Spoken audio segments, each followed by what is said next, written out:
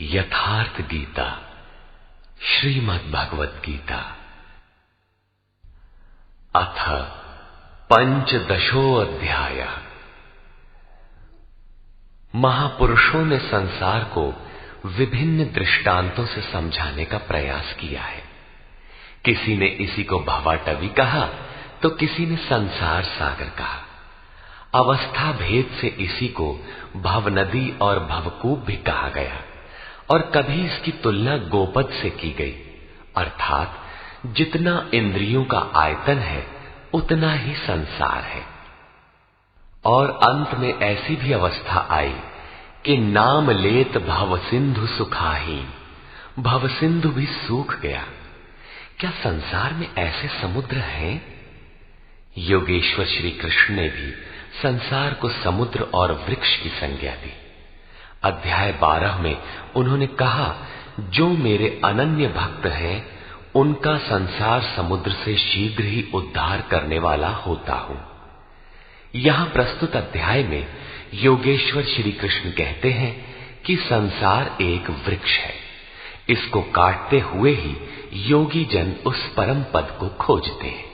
देखें, श्री भगवान वाच।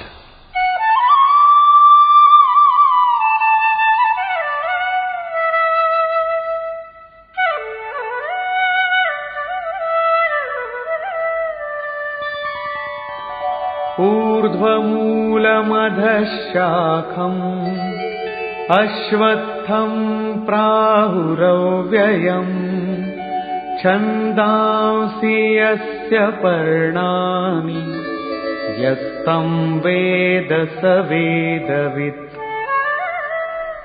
अर्जुन, ऊर्ध्व मूलम, ऊपर को परमात्मा ही जिसका मूल है, अधः शाखम, नीचे प्रकृति ही जिसकी शाखाएं हैं, ऐसे संसार रूपी पीपल के वृक्ष को अविनाशी कहते हैं। वृक्ष तो अश्व अर्थात कल तक भी रहने वाला नहीं, जब चाहे कट जाए, किंतु है अविनाशी। श्री कृष्ण के अनुसार अविनाशी दो है, एक संसार रूपी वृक्ष अविनाशी और दूसरा उससे भी परे परम अविनाशी। वेद इस अविनाशी संसार विटप के पत्ते कहे गए हैं। जो पुरुष इस संसार रूपी वृक्ष को अर्थात देखते हुए विदित कर लेता है वो वेद का ज्ञाता है। जिसने उस संसार वृक्ष को जाना है उसने वेद को जाना है, न कि ग्रंथ पढ़ने वाला। पुस्तक पढ़ने में तो उधर बढ़ने की प्रेरणा मात्र मिलती है, पत्तों के स्थान पर वेद की क्या आवश्यकता है। वस्तुतः पुरुष भटकते भटकते जिस अंतिम कोपल अर्थात अंतिम जन्म को लेता है, वहीं से वेद के वे छंद अर्थात जो कल्याण का सृजन करते हैं वहीं से प्रेरणा देते हैं, वहीं से उनका उपयोग है, वहीं से भटकाव समाप्त हो जाता है, वो स्वरूप की ओर घूम जाता है। तथा अधश्चोर्ध्वम् प्रसृतास्तस्य शाखा गुणप्रवृद्धा विषयप्रवाला अधश्च मूलान्यनुसन्ततानि कर्मानुबन्धीनि मनुष्यलोके। उस संसार वृक्ष की तीनों गुणों के द्वारा बढ़ी हुई विषय और भोग रूप कोपलों वाली शाखाएं नीचे और ऊपर सर्वत्र फैली हुई है। नीचे की ओर कीट पतंग पर्यंत और ऊपर देव भाव से लेकर ब्रह्मा पर्यंत सर्वत्र फैली हुई है, तथा केवल मनुष्य योनि में कर्मों के अनुसार बांधने वाली है। अन्य सभी योनियां भोग भोगने के लिए है। मनुष्य योनि ही कर्मों के अनुसार बंधन तैयार करती है।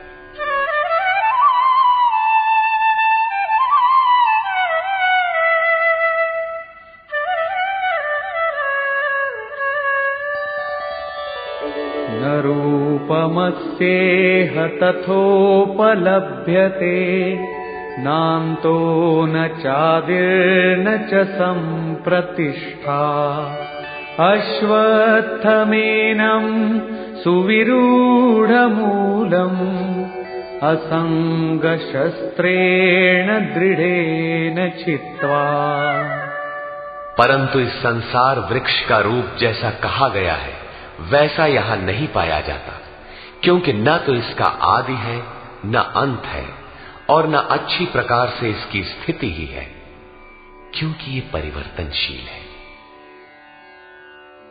इस सुदृढ़ मूल वाले संसार रूपी वृक्ष को दृढ़ असंग शस्त्रेण, असंग अर्थात वैराग्य रूपी शस्त्र द्वारा काटकर संसार रूपी वृक्ष को काटना है। ऐसा नहीं कि पीपल की जड़ में परमात्मा रहते हैं या पीपल का पत्ता वेद है और आरती करने लगे पेड़ की। इस संसार वृक्ष का मूल तो स्वयं परमात्मा ही बीज रूप से प्रसारित है, तो क्या वो भी कट जाएगा? दृढ़ वैराग्य द्वारा इस प्रकृति का संबंध विच्छेद हो जाता है। यही काटना है। काट कर करें क्या?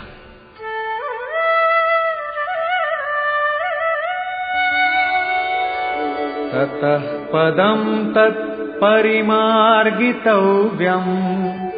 यस्मिन् गता न निवर्तन्ति भूयः तमेव चाद्यं पुरुषं प्रपद्ये यतः प्रवृत्ति प्रसृता पुराणी। दृढ़ वैराग्य द्वारा संसार विटप को काटने के उपरांत उस परम पद परमेश्वर को अच्छी प्रकार खोजना चाहिए, जिसमें गए हुए पुरुष फिर पीछे संसार में नहीं आते, अर्थात पूर्ण निवृत्ति प्राप्त कर लेते हैं। किंतु उसकी खोज किस प्रकार संभव है? योगेश्वर कहते हैं, इसके लिए समर्पण आवश्यक है। जिस परमेश्वर से पुरातन संसार वृक्ष की प्रवृत्ति विस्तार को प्राप्त हुई है, उसी आदि पुरुष परमात्मा की मैं शरण हूं, अर्थात उनकी शरण गए बिना वृक्ष मिटेगा नहीं। अब शरण में गया हुआ वैराग्य में स्थित पुरुष कैसे समझे कि वृक्ष कट गया? उसकी पहचान क्या है? इस पर कहते हैं, निर्माण मोहाजित संग दोषा अध्यात्म नित्या विनिवृत्त कामा द्वंद्वैर्विमुक्ता सुख दुःख संज्ञैर् गच्छन्त्यमूढ़ा पदमव्ययम् तत्।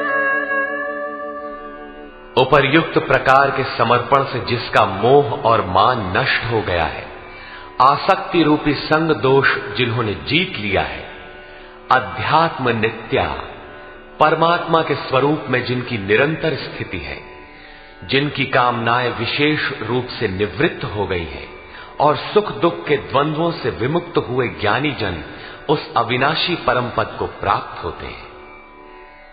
जब तक ये अवस्था नहीं आती तब तक संसार वृक्ष नहीं कटता। यहां तक वैराग्य की आवश्यकता रहती है। उस परम पद का क्या स्वरूप है जिसे पाते हैं? न तद्भासयते सूर्यो न शशांको न पावकः यद्गत्वा न निवर्तन्ते तद्धाम परमं मम। उस परम पद को न सूर्य न चंद्रमा और न अग्नि ही प्रकाशित कर पाते हैं। जिस परम पद को प्राप्त कर मनुष्य पीछे संसार में नहीं आते हैं, वही मेरा परम धाम है, अर्थात उनका पुनर्जन्म नहीं होता। इस पद की प्राप्ति में सबका समान अधिकार है। इस पर कहते हैं,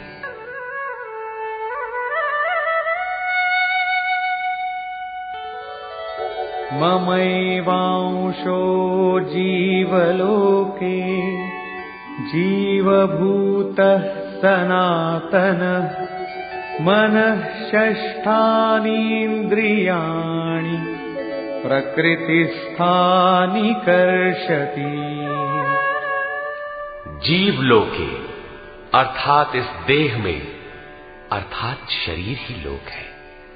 ये जीवात्मा मेरा ही सनातन अंश है और वही इन त्रिगुणमयी माया में स्थित हुई मन सहित पांचों इंद्रियों को आकर्षित करता है। भला कैसे? शरीरं यदवाप्नोति यच्चाप्युत्क्रामतीश्वरः गृहीत्वैतानि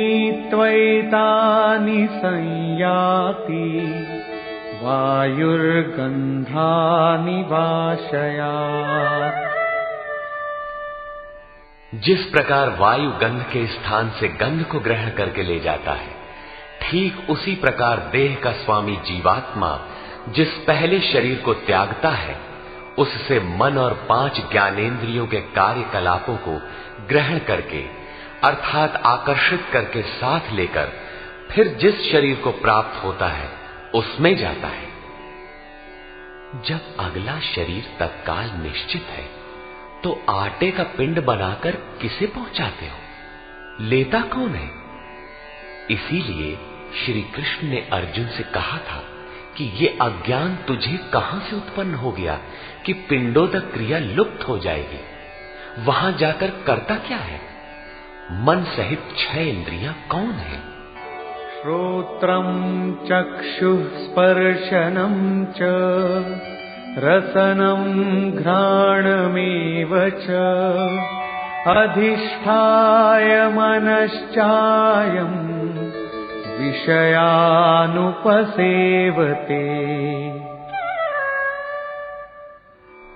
उस शरीर में स्थित होकर ये जीवात्मा कान, आंख, त्वचा, जिह्वा, नासिका और मन का आश्रय लेकर अर्थात इन सब के सहारे ही विषयों का सेवन करता है, किंतु ऐसा दिखाई नहीं पड़ता, सब उसे देख नहीं पाते। इस पर श्री कृष्ण कहते हैं,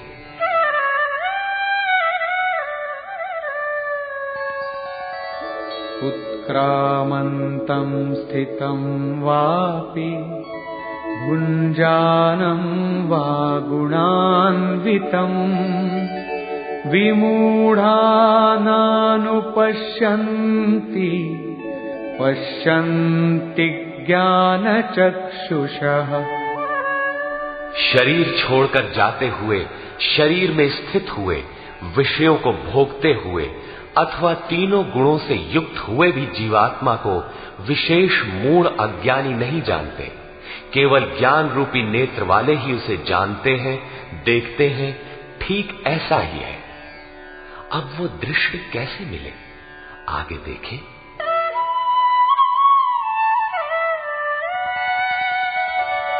यतन्तो योगिनश्चैनं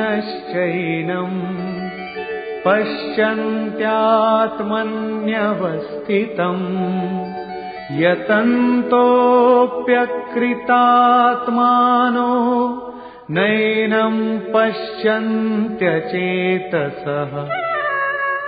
योगी जन अपने हृदय में चित्त को सब ओर से समेट इस आत्मा को यत्न करते हुए ही प्रत्यक्ष देखते हैं, किंतु अकृतार्थ आत्मा वाले अर्थात मलिन अंतःकरण वाले अज्ञानी जन यत्न करते हुए भी इस आत्मा को नहीं जानते, क्योंकि उनका अंतःकरण बाह्य प्रवृत्तियों में अभी बिखरा है। चित्त को सब ओर से समेटकर अंतरात्मा में यत्न करने वाले भाविक जन ही उसे पाने के योग्य होते हैं। अतः अंतःकरण से सतत सुमिरण आवश्यक है। अब उन महापुरुषों के स्वरूप में जो विभूतियां पाई जाती हैं, जो पीछे बता भी आए हैं, उन पर प्रकाश डालते हैं।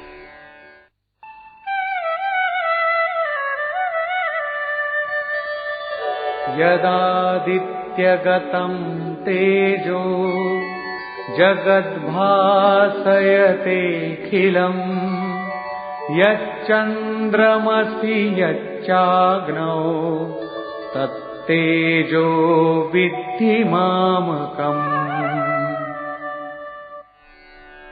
जो तेज सूर्य में स्थित हुआ संपूर्ण जगत को प्रकाशित करता है, जो तेज चंद्रमा में स्थित है और जो तेज अग्नि में है, इसे तू मेरा ही जान।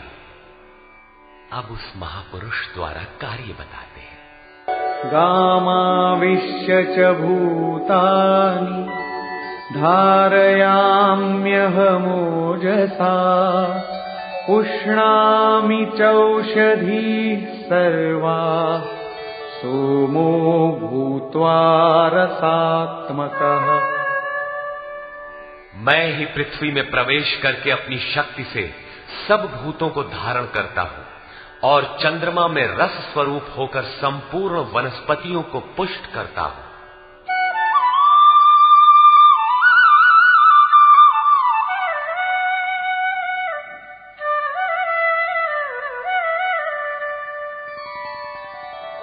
अहं वैश्वानरो भूत्वा प्राणिनां देहमाश्रितः प्राणापानसमायुक्तः पचाम्यन्नं चतुर्विधम्। मैं ही प्राणियों के शरीर में अग्नि रूप से स्थित होकर प्राण और अपान से युक्त हुआ 4 प्रकार के अन्नों को पचाता हूं।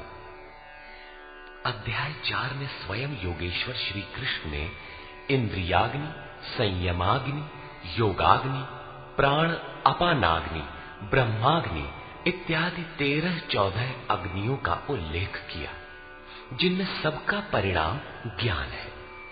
ज्ञान ही अग्नि है।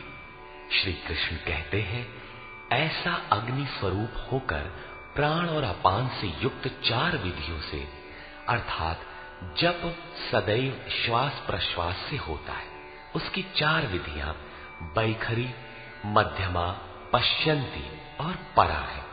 इन 4 विधियों से तैयार होने वाले अन्नों को मैं ही पचाता हूं।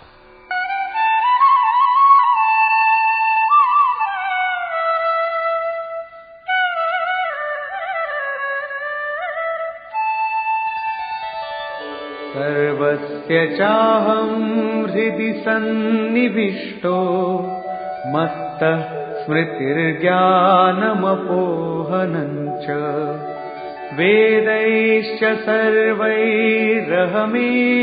वेद्यो वेदान्तकृद्वेदविदेम चाहम्।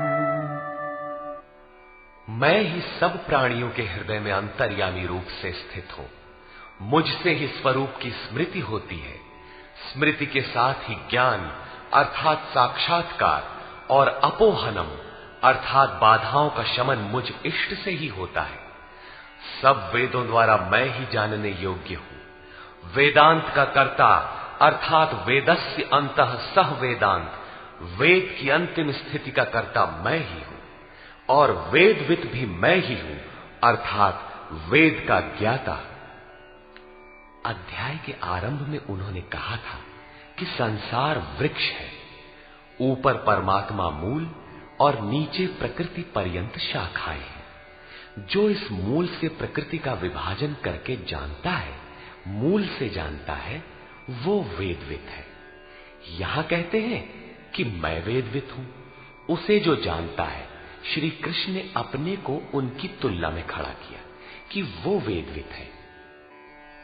मैं वेदविद हूं। श्री कृष्ण भी एक तत्वज्ञ महापुरुष, योगियों के भी परम योगी थे। यहां ये प्रश्न पूरा हुआ। अब बताते हैं कि संसार में पुरुष का स्वरूप 2 प्रकार का है।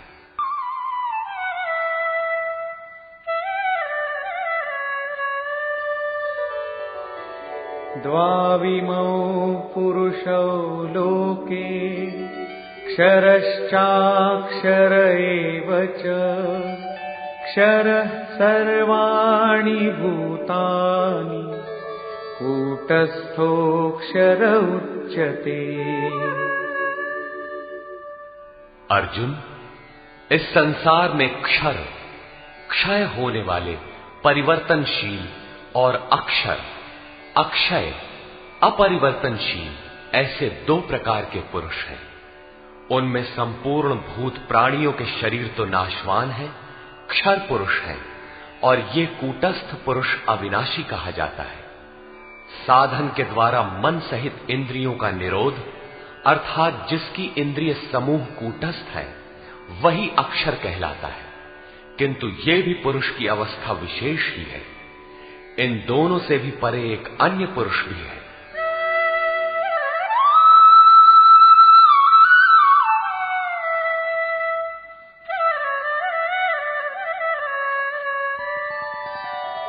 उत्तमः पुरुषस्त्वन्यः परमात्मेत्युदाहृतः यो लोकत्रयमाविश्य बिभर्त्यव्यय ईश्वरः।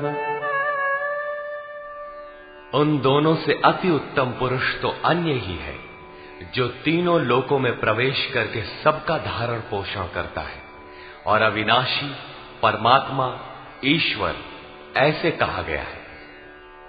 परमात्मा अव्यक्त, अविनाशी, पुरुषोत्तम इत्यादि उसके परिचायक शब्द हैं।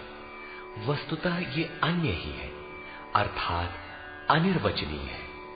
ये क्षर अक्षर से परे महापुरुष की अंतिम अवस्था है, जिसको परमात्मा इत्यादि शब्दों से इंगित किया गया है, किंतु वो अन्य है, अर्थात अनिर्वचनीय है। उसी स्थिति में योगेश्वर श्री कृष्ण अपना भी परिचय देते हैं, यथा यस्माक्षरमतीतोऽहम् अक्षरादपि चोत्तमः अतोऽस्मि लोके वेदे च प्रथितः पुरुषोत्तमः। उपर्युक्त नाशवान परिवर्तनशील क्षेत्र से सर्वथा अतीत हूं, और अक्षर अविनाशी कूटस्थ पुरुष से भी उत्तम हूं, इसलिए लोक और वेद में पुरुषोत्तम नाम से प्रसिद्ध हूं।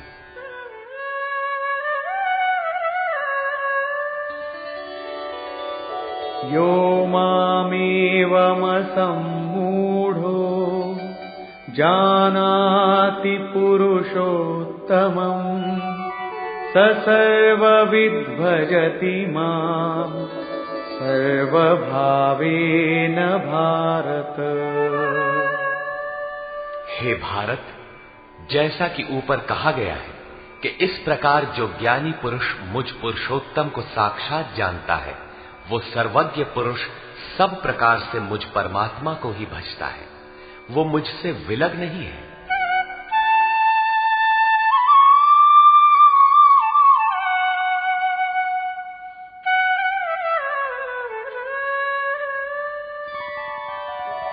इति गुह्यतमं शास्त्रम् इदमुक्तं मया नघ एतद्बुद्ध्वा बुद्धिमान् स्यात् कृतकृत्यश्च भारत। हे निष्पाप अर्जुन, इस प्रकार ये अति गोपनीय शास्त्र मेरे द्वारा कहा गया। इसको तत्व से जानकर मनुष्य पूर्ण ज्ञाता और कृतार्थ हो जाता है। अतः योगेश्वर श्री कृष्ण की ये वाणी स्वयं में पूर्ण शास्त्र है। श्री कृष्ण का ये रहस्य अत्यंत गुप्त था, उन्होंने केवल अनुरागियों से बताया। ये अधिकारी के लिए ही है। श्री कृष्ण का ये स्वरूप सबके लिए था भी नहीं। कोई उन्हें राजा, कोई दूत, तो कोई यादव ही मानता था, किंतु अधिकारी अर्जुन से उन्होंने कोई दुराव नहीं रखा। उसने पाया कि वो परम सत्य पुरुषोत्तम नहीं, दुराव रखते तो उसका कल्याण ही न होता। यही विशेषता प्राप्ति वाले प्रत्येक महापुरुष में पाई गई। रामकृष्ण परमहंस देव एक बार बहुत प्रसन्न थे। भक्तों ने पूछा, आज तो आप बहुत प्रसन्न हैं। बोले, आज मैं वो परमहंस हो गया। उनके समकालीन कोई अच्छे महापुरुष परमहंस थे, उनकी ओर संकेत किया। कुछ देर बाद वो मन क्रम वचन से विरक्त की आशा से अपने पीछे लगे साधकों से बोले, देखो, अब तुम लोग संदेह न करना, मैं वही राम हूं जो त्रेता में हुए थे, वही कृष्ण हूं जो द्वापर में हुए थे, मैं उन्हीं की पवित्र आत्मा हूं, वही स्वरूप हूं। यदि पाना है तो मुझे देखो। ठीक इसी प्रकार पूज्य गुरु महाराज भी सबके सामने कहा करते थे, हो हम भगवान के दूत हैं। जे सचहू का संत है वो भगवान का दूत है, हमारे द्वारा ही उनका संदेशा मिलता है। पूज्य महाराज जी सबसे तो इतना ही कहते थे, न किसी विचार का खंडन न मंडन, किंतु जो विरक्ति में पीछे लगे थे उनसे कहते थे, केवल मेरे स्वरूप को देखो। यदि तुम्हें उस परम तत्व की चाह है तो मुझे देखो, संदेह मत करो। बहुतों ने संदेह किया तो उनको अनुभव में दिखाकर उन बाह्य विचारों से हटाकर अपने स्वरूप में लगाया। वे अद्यावधि महापुरुष के रूप में अवस्थित हैं। इसी प्रकार श्री कृष्ण की अपनी स्थिति गोपनीय तो थी, किंतु अपने अनन्य भक्त पूर्ण अधिकारी अनुरागी अर्जुन के प्रति उन्होंने उसे प्रकाशित किया। हर भक्त के लिए संभव है, महापुरुष लाखों को उस रास्ते पर चला देते हैं। निष्कर्ष, योगेश्वर श्री कृष्ण के अनुसार संसार वृक्ष है, जिसका मूल सर्वत्र है और शाखाएं भी सर्वत्र है। कर्मानुबंधीनि मनुष्य लोके, कर्मों के अनुसार केवल मनुष्य योनि में बंधन तैयार करता है, बांधता है। अन्य योनियां तो इन्हीं कर्मों के अनुसार भोग भोगती हैं। अतः दृढ़ वैराग्य रूपी शस्त्र द्वारा इस संसार रूपी पीपल के वृक्ष को तू काट और उस परम पद को ढूंढ जिसमें गए हुए महर्षि पुनर्जन्म को प्राप्त नहीं होते। शरीर का त्याग करते समय जीवात्मा मन और पांचों ज्ञानेंद्रियों के कार्यकलापों को लेकर नए शरीर को धारण करता है। संस्कार सात्विक हैं तो सात्विक स्तर पर पहुंच जाता है, राजसी है तो मध्यम स्थान पर और तामसी रहने पर जघन्य योनियों तक पहुंच जाता है तथा इंद्रियों के अधिष्ठाता मन के माध्यम में विषयों को देखता और भोगता है। ये दिखाई नहीं पड़ता, इसके देखने की दृष्टि ज्ञान है। कुछ याद कर लेने का नाम ज्ञान नहीं है। योगी जन हृदय में चित्त को समेटकर प्रयत्न करते हुए ही उसे देख पाते हैं। अतः ज्ञान साधन गम्य है। हां, अध्ययन से उसके प्रति रुझान उत्पन्न होती है। संशय युक्त अकृतात्मा लोग प्रयत्न करते हुए भी उसे नहीं पाते। उन्होंने बताया कि लोक में 3 प्रकार के पुरुष हैं। भूतादिकों के संपूर्ण शरीर क्षर है, मन की कूटस्थ अवस्था में यही पुरुष अक्षर है, किंतु है द्वंद्वात्मक और इससे भी परे जो परमात्मा परमेश्वर अव्यक्त और अविनाशी कहा जाता है वो वस्तुतः अन्य ही है। ये क्षर अक्षर से परे वाली अवस्था है, यही परम स्थिति है। संगत करते हुए कहते हैं कि मैं भी क्षर अक्षर से परे वही हूं, इसलिए लोग मुझे पुरुषोत्तम कहते हैं। इस प्रकार उत्तम पुरुष को जो जानते हैं वे ज्ञानी भक्तजन सदैव सब ओर से मुझे ही भजते हैं। उनकी जानकारी में अंतर नहीं है। अर्जुन, ये अत्यंत गोपनीय रहस्य मैंने तेरे प्रति कहा। इस अध्याय में आत्मा की 3 स्थितियों का चित्रण क्षर अक्षर और भी अति उत्तम पुरुष के रूप में स्पष्ट किया गया। अतः ओम तत्सदिति श्रीमद् भगवद गीता सूपनिषत्सु ब्रह्म विद्यायाम योग शास्त्रे श्री कृष्ण अर्जुन संवादे पुरुषोत्तम योगो नाम 15 अध्यायः। इस प्रकार स्वामी अड़गड़ानंद कृत श्रीमद् भगवद गीता के भाष्य यथार्थ गीता का 15वां अध्याय पूर्ण होता है। हरि ओम तत्सत।